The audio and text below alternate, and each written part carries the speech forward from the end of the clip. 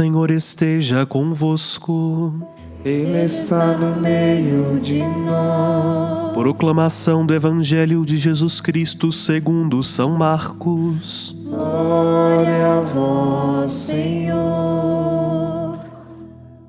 Depois de ressuscitar na madrugada do primeiro dia após o sábado, Jesus apareceu primeiro a Maria Madalena, da qual havia expulsado 7 demônios. Ela foi anunciar isso aos seguidores de Jesus, que estavam de luto e chorando. Quando ouviram que ele estava vivo e fora visto por ela, não quiseram acreditar. Em seguida, Jesus apareceu a 2 deles com outra aparência. Enquanto estavam indo para o campo, eles também voltaram e anunciaram isso aos outros. Também a estes não deram crédito. Por fim, Jesus apareceu aos 11 discípulos, enquanto estavam comendo. Repreendeu-os por causa da falta de fé e pela dureza de coração, porque não tinham acreditado naqueles que o tinham visto ressuscitado. E disse-lhes: Ide pelo mundo inteiro e anunciai o Evangelho a toda criatura. Palavra da salvação. Glória a vós, Senhor.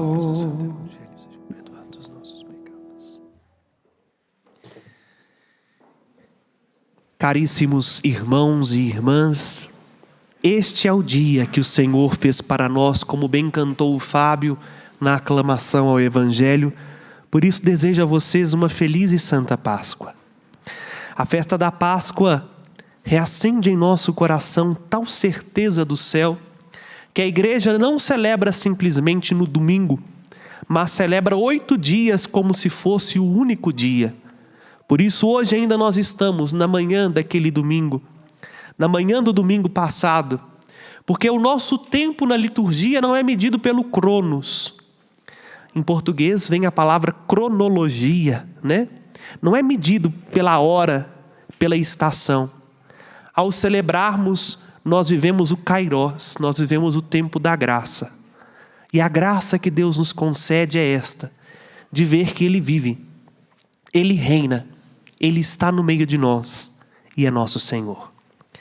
É esta boa notícia, em grego evangelho, que significa uma notícia boa, que nós somos chamados a comunicar.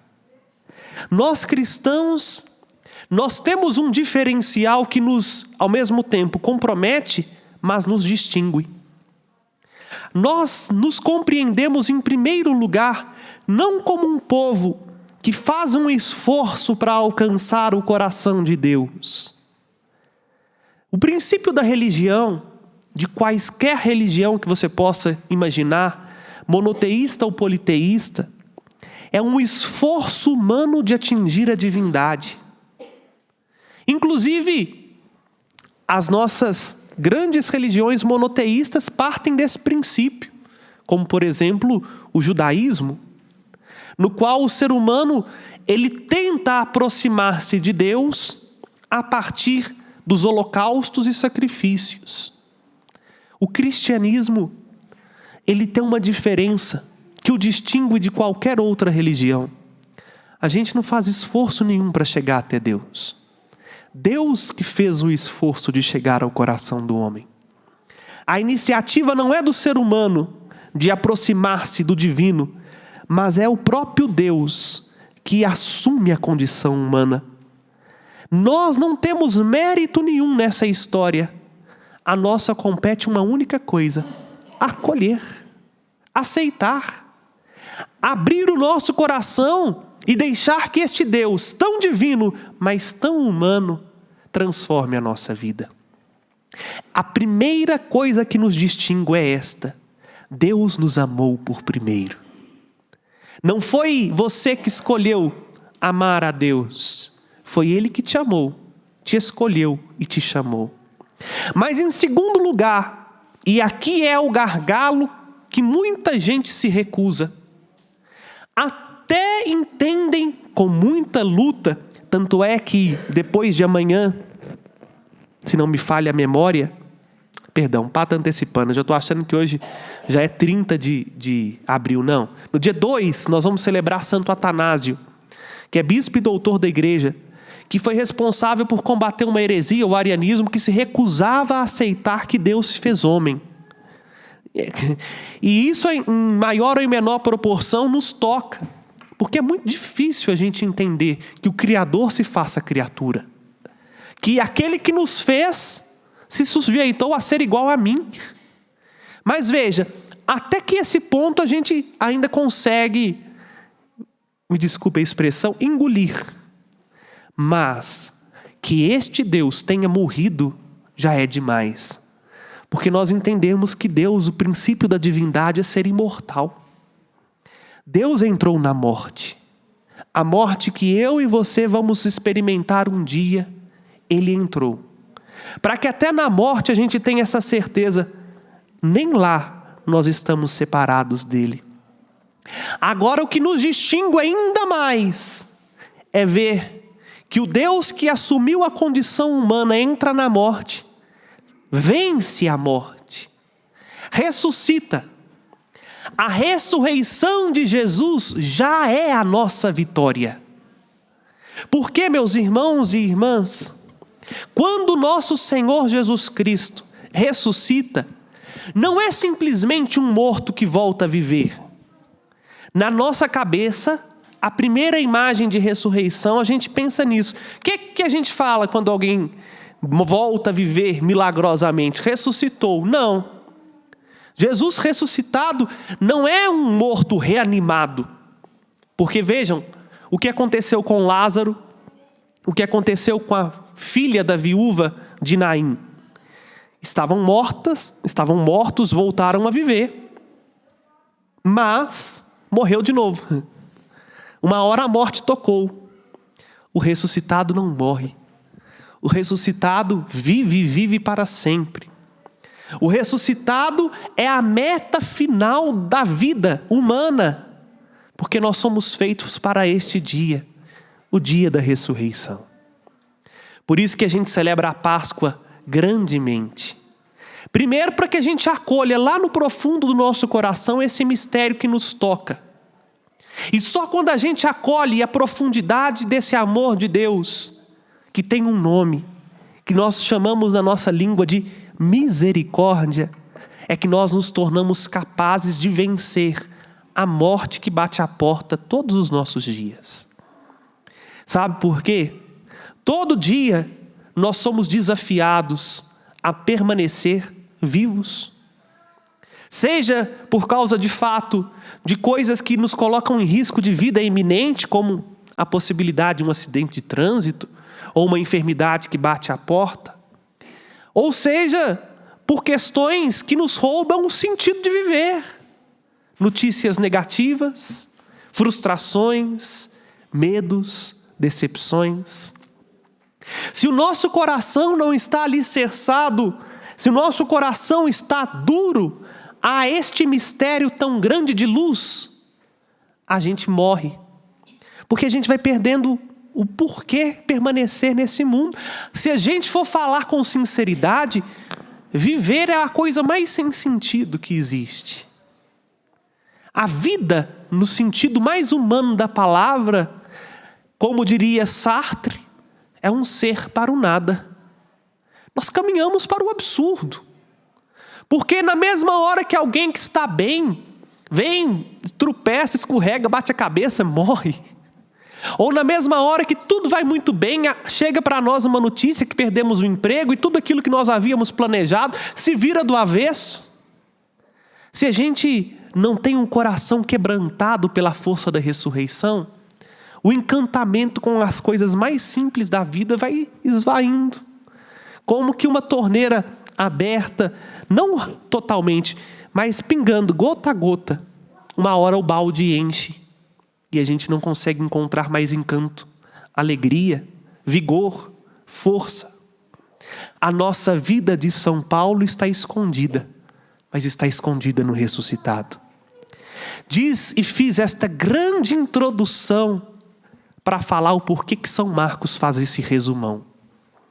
Justamente, meus irmãos e irmãs, para que o nosso coração se abra, se escancare e acolha a força de vida que é Jesus.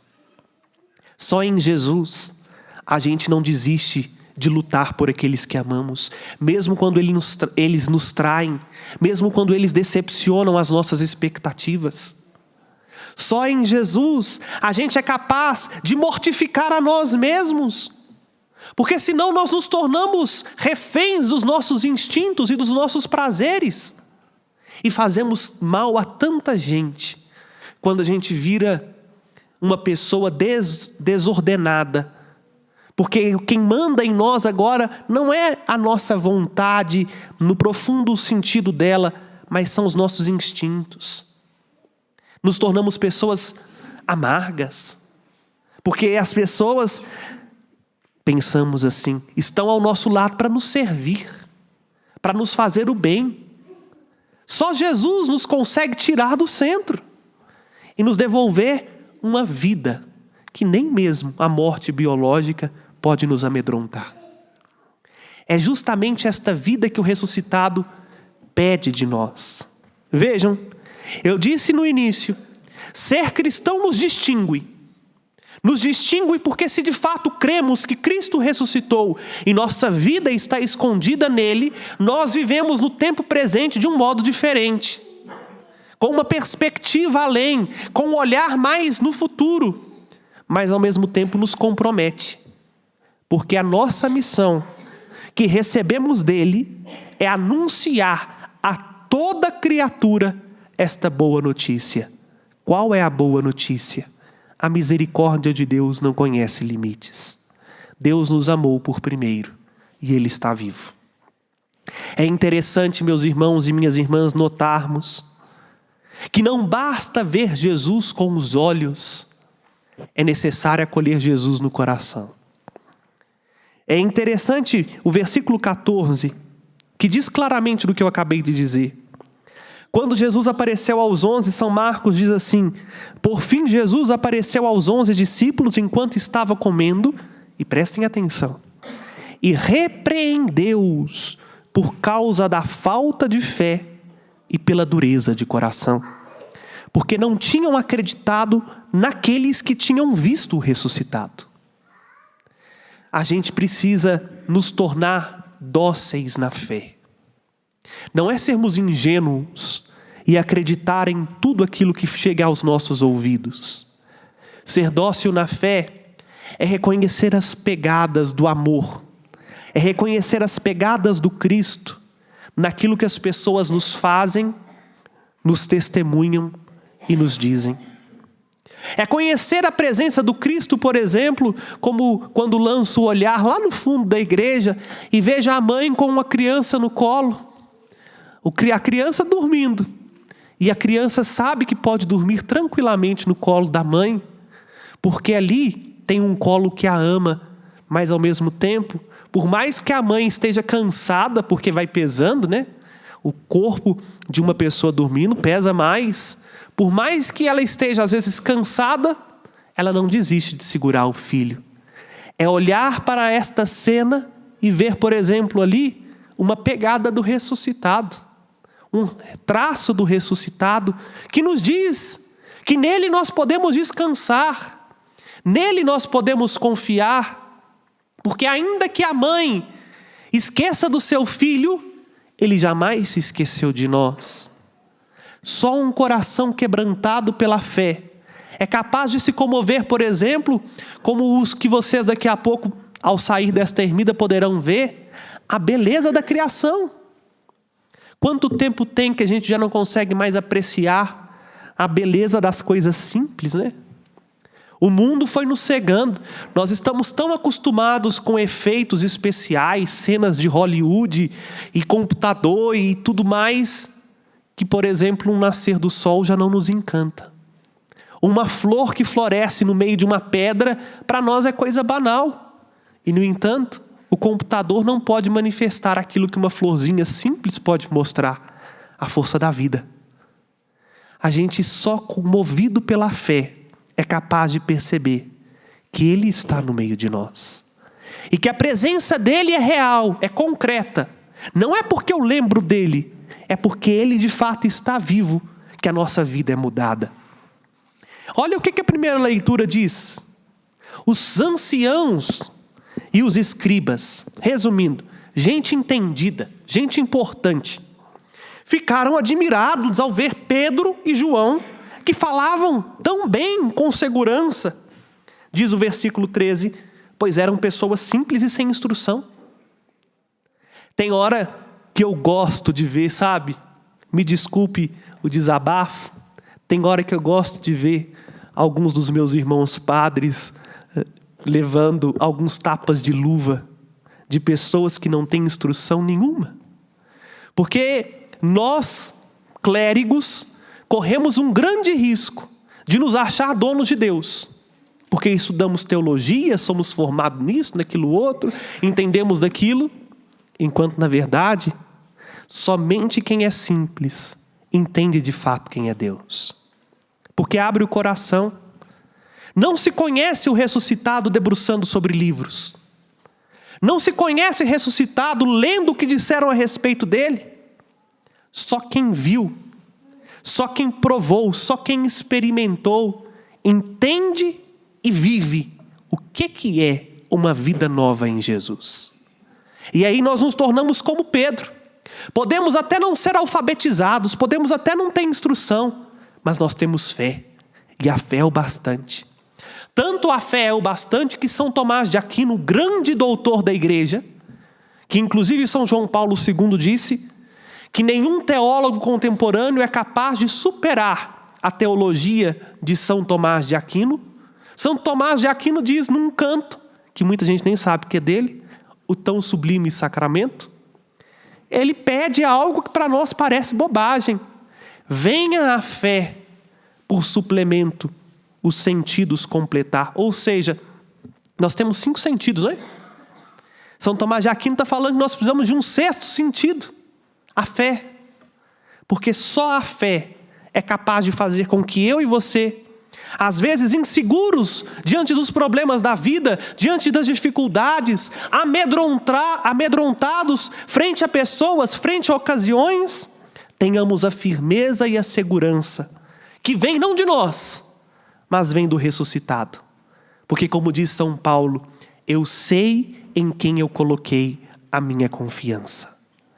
Pedro e João, homens simples e sem instrução, deixou os instruídos e poderosos boquiabertos. Por quê? Porque ousaram fazer a experiência com o ressuscitado.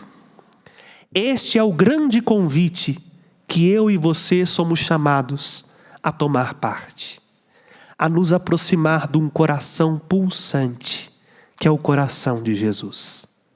Este coração aberto, que nem mesmo a sua ressurreição fechou a chaga do seu coração, para mostrar para mim e para você que tal como uma porta escancarada, o coração de Deus continua aberto para acolher o nosso coração. E basta que nos abandonemos pela fé em suas mãos, para termos a nossa vida transformada e ajudarmos a transformar a vida de tantas pessoas, como Pedro, como João, como os apóstolos, como os santos, como você pode ser. É isto que nós já começamos a meditar agora neste entardecer, a misericórdia. Termino dizendo disso porque nós já celebramos as vigílias da festa da misericórdia.